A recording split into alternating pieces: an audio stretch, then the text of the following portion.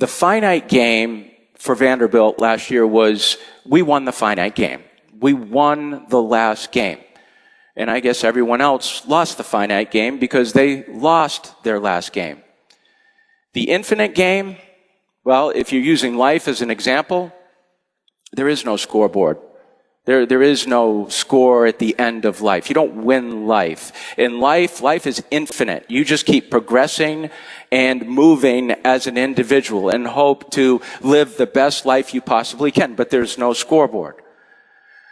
Maggie, several years ago, after the season was over, was taking a season pretty hard, and we were out to dinner, and she just said, "Hey, listen, I hope I can tell you this, and I hope you don't get mad at me." And I said, "Sure, what is it?"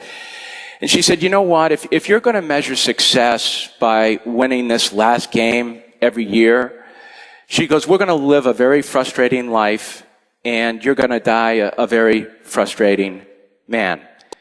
You're going to have to enjoy this journey that you're doing with your team, because the reality is, Tim, the journey of what you're doing is greater than baseball."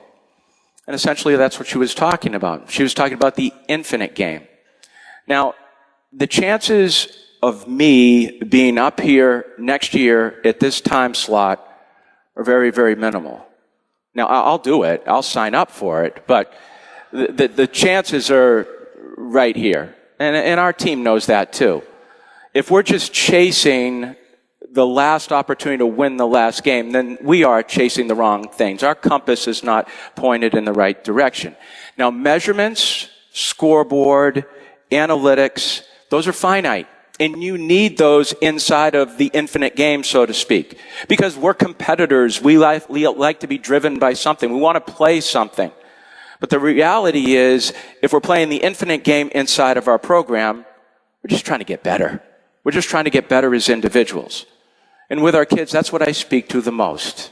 Don't chase a starting role. Don't chase a starting role. That's a landmine. Just get better. If you're not starting because someone else is better than you, then just continue to get better. Grow at your craft. Try to earn a role. Don't worry about starting. Don't worry about a draft year. Okay, just get better at your craft. Get better at building relationships. Learn how to be vulnerable. Build more knowledge. Test your limitations. Try to get deeper bonds within what you're doing. Take on some challenges. Try to get through some adversity. And do it with the people that you enjoy. Because if your center point is just on getting better and not concerning yourself with the end result, you've got a much better chance to reach those internal goals that you want.